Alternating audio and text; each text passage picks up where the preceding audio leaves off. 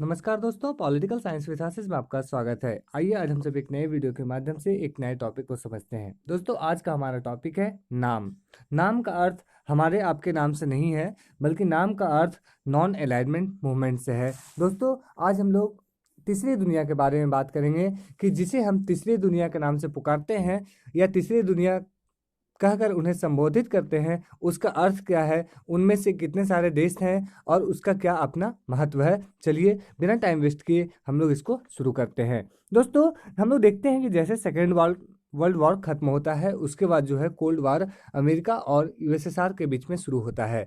दोस्तों, इसके पहले मैंने कोल्ड वॉर को लेकर और क्यूबा मिसाइल क्राइसिस को लेकर वीडियो बनाया है। अगर आप उस वीडियो को नहीं देखे हैं तो एक बार जरूर देख ले। दोस्तों, अब हम लोग देखते हैं कि ये था नाम नॉन अलाइनमेंट मूवमेंट, आखिर उसकी ज़रूरत क्या पड़ती है। दोस्तों, हम लोग ये देखते हैं कि सेकेंड वर्ल्ड वॉर से पहले क्या होता है कि वर्ल्ड में मैक्सिमम जितने छोटे छोटे कंट्रीज थे, चाहे वो लैटिन अमेरिकन, अफ्रीकन या एशियन कंट्रीज थे, वो सब पे क्या होता है, कॉलोनियल रूल होता है, यानी उपनिवेशवाद का शासन होता है। जैसे हम लोग खुद भारत की बात करें तो भारत पे ब्रिटेन का लगभग 300 वर्षों तक शासन रहा।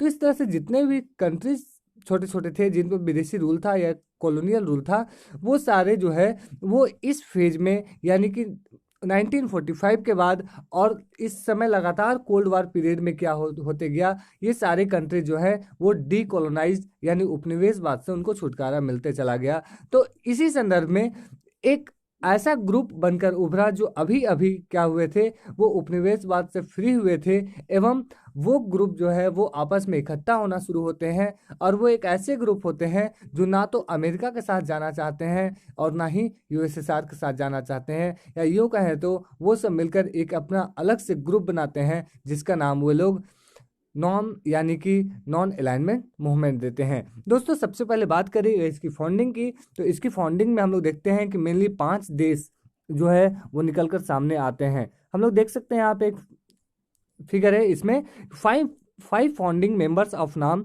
इसमें क्या है, जवाहरलाल नेहरू, एन क्रूमा जो घाना के पहले प्रेसिडेंट थे, गैबल अब्दल नासिर जो इजिप्ट के सेकंड प्रेसिडेंट थे, सुकार्नो जो इंडोनेशिया के प्रेसिडेंट होते हैं, एवं मार्शल टीटो जो यूगोस्लाविया के प्रेसिडेंट होते हैं। तो ये जो 5 हैं, ये मुख्यतः जो है इनको 5 फाउंडिंग फादर कहा जाता है नॉन अलाइनमेंट मूवमेंट का। तो आखिर ये जो है, ये पांचों के बीच में गहरी दोस्ती थी।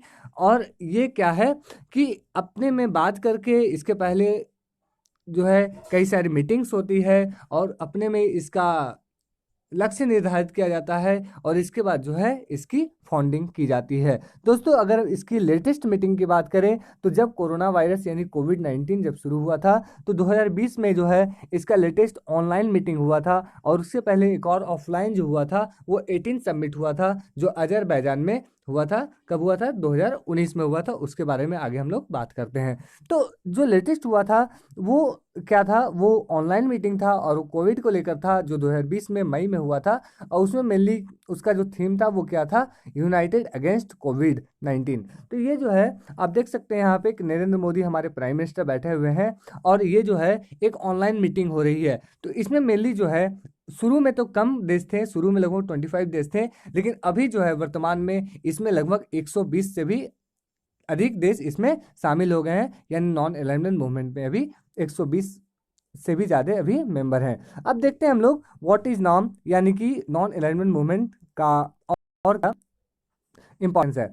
दोस्तों, सबसे पहले देखते हैं कि नाम जो है नॉन अलाइनमेंट मूवमेंट एक group of newly decolonise countries of Asia, Latin America and Africa. आपको यहाँ पे दिखाते हैं कि जो भी कंट्रीज जो अफ्रीका के थे, लैटिन अमेरिका के थे या एशिया के थे, जो अभी अभी डीकोलोनाइज हुए थे यानी उपनिवेशवाद से छुटकारा मिला था, वो जो है अपना ग्रुप बनाते हैं। और जिनको कॉमनली हम लोग क्या कहते हैं, थर्ड वर्ल्ड कहते हैं। और जो अपना जो किसी भी अलायंस के साथ यानी जो दो बिग सुपर पावर्स थे, चाहे वो अमेरिका हो चाहे वो यूएसएसआर के हो, वो दोनों में वो किसी में शामिल नहीं हुए थे। तो आप यहाँ पे देख सकते हैं कि जो इसका लोगो था नाम का, वो कुछ ऐसा था। यहाँ पे द नॉन अलाइनमेंट मूवमेंट, इसके बाद बीच में एक वर्ड है और ऐसा पूरे वर्ल्ड में वो फ्रीली घूम रहा है, ऐसा मतलब वो किसी के बंधन में नहीं बंधा हुआ है। जो भी नाम कंट्रीज हैं वो ना तो अमेरिका के अंडर में है ना ही यूएसएसआर के अंडर में है, यानी वो बाउंडिंग नहीं है, उनकी मन के ऊपर है, वो फ्री है,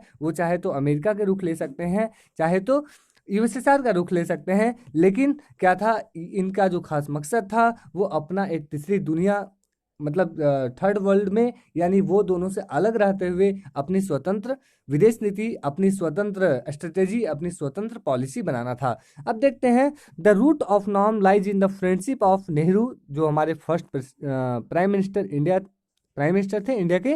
इसके बाद देखते हैं जोसेफ ब्रॉज टिटो, जो यूगोस्लाविया के हैं, गैबल अब्देल नासिर, ये तीनों जो है वो गहरे दोस्त थे, जिनसे क्या हुआ, ये आइडिया निकला। इसके बाद ये जो आइडिया है वो सुकार्नो, जो इंडोनेशिया से रहते हैं, एवं एन क्रूमा, जो घाना से रहते हैं, वे दोनों भी मिलकर इसको सपोर्ट करते हैं। और फाइनली जो है ये पांचों मिलकर, नेहरू, टीटो, नासिर, सुकार्नो और एन क्रूमा, ये पांचों मिलकर जो है नाम का फाउंडेशन करते हैं। दोस्तों देखते हैं हम लोग कि इसका जो पहला जो कॉन्फ्रेंस होता है वो 1961 में होता है, और ये कहाँ होता है, बेलग्रेड में होता है। बेलग्रेड कहाँ है, ये जो है यूगोस्लाविया में है। तो अब देखते हैं हम लोग आगे की इसके एक मैप के माध्यम से कि अभी वर्तमान में इसका कितना सारा मतलब कहाँ कहाँ कितने सारे कंट्रीज हैं। अब देख रहे हैं जितने भी डार्क ब्लू कलर के कंट्रीज हैं ये सारे, इसका अर्थ यह है कि अभी देखा जाए तो इंडिया, पाकिस्तान, अफगानिस्तान से लेकर लैटिन अमेरिका और बीच में जितने करीब जितने भी अफ्रीकन कंट्रीज हैं वो सारे जो है वो नाम का है, नाम का पार्ट है, नॉन अलाइनमेंट मूवमेंट के पार्ट हैं। चूंकि इतने सारे पार्ट्स जो हैं वो क्या थे, वो कॉलोनियल रूल के अंदर में रूल थे, और इतने सारे देश ऐसे देश हैं जो सेकेंड वर्ल्ड वॉर के बाद आज़ाद हुए होने के बाद वो ना तो अमेरिका के साथ जाना पसंद किए, ना ही यूएसएसआर के कम्युनिस्ट रूल के अंदर जाना पसंद किए, यानी कि वो अपना स्वतंत्र विदेश नीति एवं स्वतंत्र सारा कुछ निर्धारित करने का कोशिश किए। तो इस तरह देखते हैं हम दोस्तों कि द फर्स्ट समिट ऑफ नाम was attended by 25 members. The latest summit जो ऑफलाइन लेटेस्ट हुआ था, जो 2019 में हुआ था, वो अजरबैजान में हुआ था, जो 18 समिट था। और इस समय वहां पे क्या थे, 125 मेंबर जो है उसमें पार्टिसिपेट किए थे, और 17 ऑब्जर्वर स्टेट थे, जिसमें 17 जो है वो ऑब्जर्वर स्टेट पार्टिसिपेट किए थे।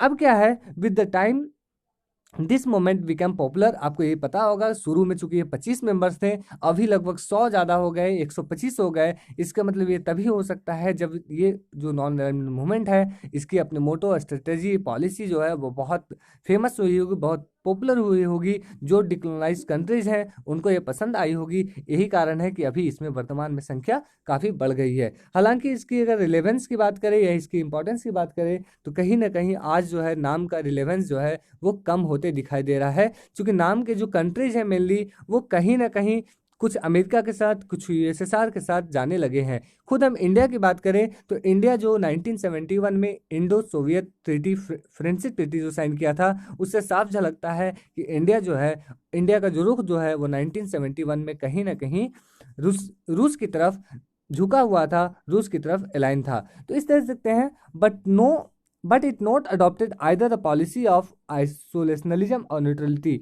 लेकिन आपको एक बात बता दें कि ये जो तीसरी वर्ल्ड है, या ये जो नाम जो है नॉन अलाइनमेंट मूवमेंट, वो ये चाहा था कि हम ना तो यूएसएसआर के साथ जाएंगे, ना तो रसिया के साथ जाएंगे, ना तो अमेरिका के साथ जाएंगे। लेकिन ये बात बहुत दिलचस्प है कि ये ना ही आइसोलेशनलिज्म का कॉन्सेप्ट यहाँ पे अपनाया जाता है, ना तो न्यूट्रलिटी का। आइसोलेशनलिज्म मतलब ये कहा जा सकता है कि वो पूरी तरह से उससे अपने आप को अलग देखते हैं। हम लोग देखते हैं कोल्ड वार के बीच में कई सारे डिस्प्यूट्स होते हैं, चाहे वो कोरियन वार हो, वियतनाम वार हो।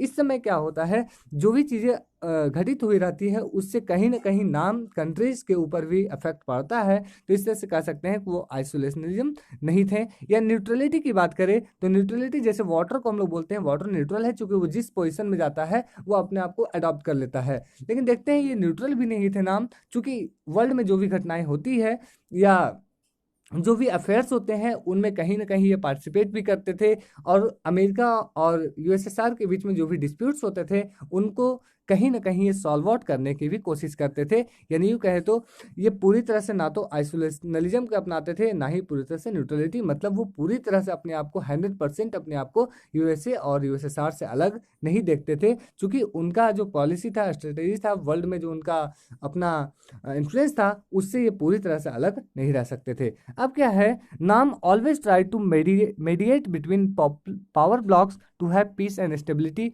जैसे हम लोग खुद इंडिया की बात करें तो इंडिया ने कई बार एक कोशिश की है कि चाहे वो कोरियन वार हो, कि ये दोनों कंट्रीज के बीच में क्या हो, यूएसए यूएसएसआर के बीच में जो भी कॉन्फ्लिक्ट है उसमें हमेशा क्या हो, एक स्टेबिलिटी, पीस जो है वो बना रहे और वर्ल्ड में जो है वो शांति कायम किया जा सके।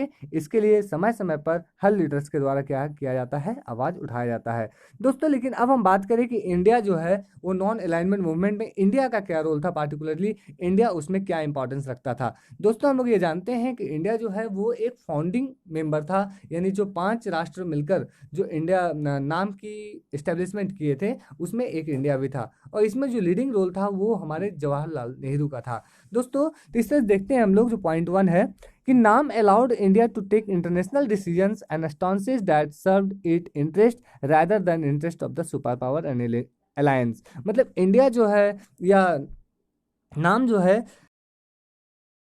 फ्रीली अपना डिसीजंस लेते थे, अपना इंटरनेशनल जो है पॉलिसीज, इंटरनेशनल फॉरेन पॉलिसीज जो है उसको डिफाइन करते थे, उसको डिटरमाइन करते थे फ्रीली, बिना यूएसए और यूएसएसआर के इन्फ्लुएंस में आए हुए। अब हम लोग आगे बात करें तो India was often able to balance the one super power against other. अब क्या है कि जितने नाम कंट्रीज हैं या खुद इंडिया की बात करें तो इंडिया कहीं ना कहीं क्या करता था, यूएसए और यूएसएसआर के बीच में बैलेंस क्रिएट करने की हमेशा कोशिश करता था, स्टेबिलिटी, या यूँ कहें तो दोनों के बीच में एक बैलेंसर की काम करता था। ये कैसे करता था, इस बात से समझ सकते हैं कि हर देश ये चाहता है कि वर्ल्ड में मैक्सिमम से मैक्सिमम जगहों पे हमारा इन्फ्लुएंस हो, ठीक है। तो कोई भी राष्ट्र किसी दूसरे राष्ट्र को खोना नहीं चाहते हैं। तो अगर कोई राष्ट्र किसी को अगर इग्नोर कर रहा है और वो राष्ट्र अगर वहां से हटकर कहीं दूसरे की ओर जाने चाह रहा है, तो वो क्या है कि वहां पर जिससे वो भाग रहा है वो कहीं ना कहीं उसको मनाने की कोशिश करेगा। वो नहीं चाहेगा कि ये जो कंट्री है जो हमारे लिए इतना बड़ा बाजार दे सकता है वो कभी हमसे दूर जाए।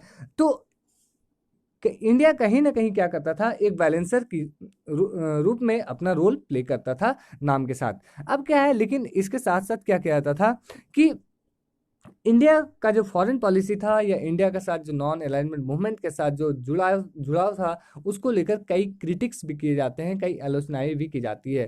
सबसे पहला आलोचना ये किया जाता है कि जो इंडिया है उसका अपना कोई फिक्स्ड, अपना कोई डिटरमाइंड फॉरेन पॉलिसी नहीं था। फॉरेन पॉलिसी मतलब प्रिंसिपल्ड पॉलिसी नहीं था।